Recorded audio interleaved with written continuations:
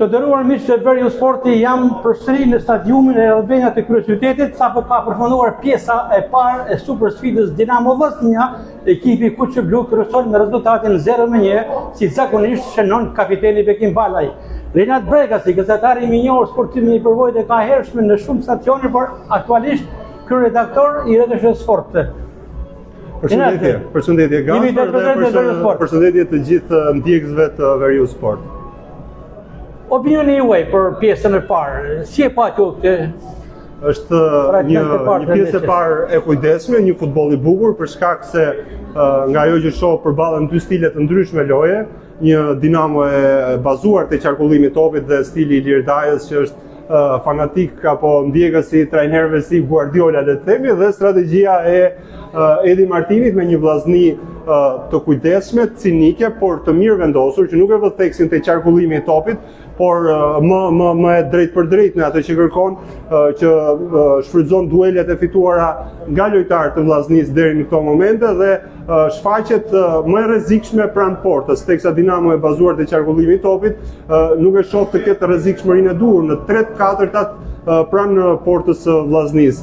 Megjithatë është një ndeshje e bukur, presim të ngrihet në lartësinë e ndeshjeve të tjera të kësaj jave që ka dhuruar sfida mjaft bukura si ajo mes Egnatias dhe Elbasanit apo dhe Partizani dhe Teuta, nuk kanë munguar golat dhe le të shpresojmë që edhe kjo sfidë mes dy prej skuadrave më të kuotuara dhe më të mira të kampionatit shqiptar, si për sa i përket cilësisë ashtu dhe pretendimeve, të rrisi nivelin edhe në pjesën e dytë, që mendoj që do të jetë një pjesë e dytë ndryshe, qoftë me kalimin e minutave, por qoftë edhe për strategjinë e trajnerëve, sepse tani presioni kalon në fushën e Dinamos, që dhe besoj se trajneri Daja do të bëjë ndryshime, pra besoj se do të kemi një pjesë të dytë ndryshe, si për sa i përket aspektit taktik, me një Dinamo më kërkuese për të shfaqur më pranë portës shkodrane, po ashtu edhe me Vllaznin, që besoj se do t'i ruaj karakteristikat, duke patur edhe synimin për të ruajtur avantazhin dhe për t'i dhënë goditje fatale Dinamos në një tjetër episod si ato që krijoi në pjesën e parë. Dhe Vllaznia avantazh 2-0 me penallti. Dhe i zakonshëm Bekim Balaj nuk gabon dhe dërgon në trekëmbën e majtë e portierit Dinamovit. Mendoni se penalltia ishte?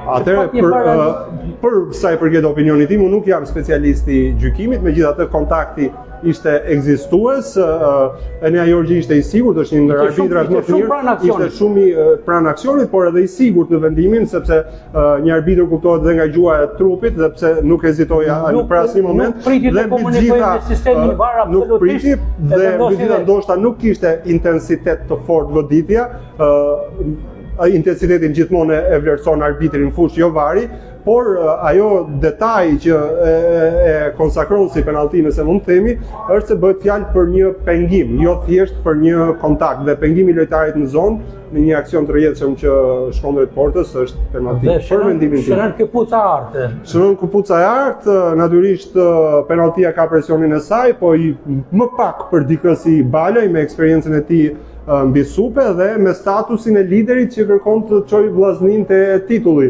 E shoh këtë peshë Balaj sepse e shoh edhe shumë më të pjekur edhe shumë më altruist për skuadrën, e shoh edhe më tërhequr se zakonisht, edhe pse është ai që bën golet, por vihet në funksion dhe në shërbim të skuadrës. Ju e thatë paksa me herët për pjesën e dytë, por kjo avantazhi i Vllaznisë patjetër që e favorizon të manovrojë dhe teknikun Martini, ta mbajnë në kontroll.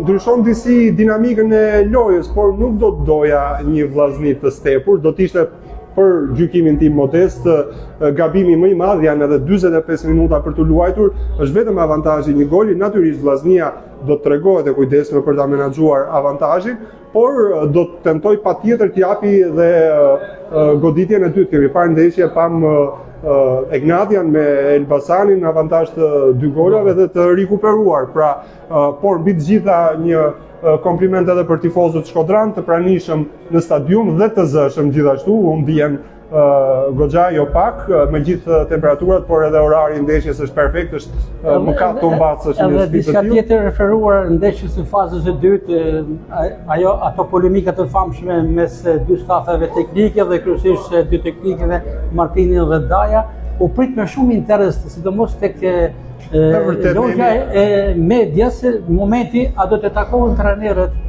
Daja dhe Martini për parandeshjes. Unë personalisht nuk i pash të takoheshin, megjithatë nuk është në etikën dhe lartësinë e dy trajnerëve një shtrëngim duar shihet gjithmonë, për sa i përket polemikave, në momentin që ato janë të shëndetshme dhe janë brenda kufive të etikës sportive dhe të asaj çka përfaqëson futbolli, mendoj se i bëjnë mirë sportit, sepse futbolli, sidomos si sport i veçantë, si sport i popullit, jeton edhe me polemikat, por gjithmonë sikurse thash, duke qenë brenda një etike normale, por ngacmimet, thumbimet, një farë rivaliteti sportiv, qoftë edhe në deklarata, për mua i bën mirë kampionatit dhe interesit të ndjekjes së tij. Ky takimi që e komentuam më herët mund të ndodhë në fund, beson? Ato e din vetëm dy trajnerët dhe të gjitha si do të shkruaj loja, unë shpresoj që po, nuk ka asnjë arsye pse të mos ndodhë, sepse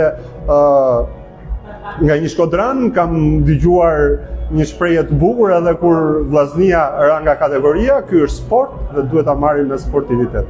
Edhe diçka fundit, tashmë duhet kishin dalë skuadrat për të filluar pjesa e dytë, po vonohet paksa ndoshta i vim në ndihmë edhe atyre që po na ndjekin drejt për drejt në Veriu Sporte, sepse nuk ka energji elektrike stadiumi i Albania. Besoj se është diçka që do të rregullohet shpejt edhe në të mirë të ndeshjes dhe këtyre spektatorëve që kanë ardhur aty, por edhe telespektatorëve që ndjekim nga ekrani dhe janë të jetshëm për ta ndjekur, dhe nuk kam marrë informacion për të drejtën në aspektin teknik se për këtë detaj, pra për televizioni juaj po transmeton drejt për drejt me komentatorin e pasionuar Kristo Thoma. Dhe përpiqemi të jemi sa më pranë teleshikuesve dhe njëkohësisht duke i shërbyer edhe produktit, sepse kampionati kombëtar i futbollit Abisnet Superiore është aktiviteti më i rëndësishëm sportiv në vend pa diskutim, me një ndjekje të gjerë dhe shpresojmë të bëjmë shërbimin e duhur për ta sjellë ashtu si e meritonte publiku shqiptar. Edhe një herë për sërim të atyre që po na ndjekin drejt për drejt, në këtë moment duhet ishte filluar pjesa e dytë të ndeshjes, por nuk ka energji elektrike, dritat janë të fikuar në stadiumin Arena Kombëtare të këtij qytetit. Ndodh shpesh? Jo.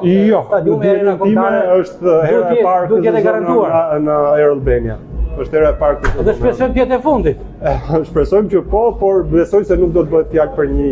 Dhe për ta mbyllur përfundimisht, sipas zakonit të transmetimeve tona, duam parashikimin e rezultatit me shifra nga Rinald Bregasi. E kam të vështirë dhe ai që kur bën parashikime del jashtë çdo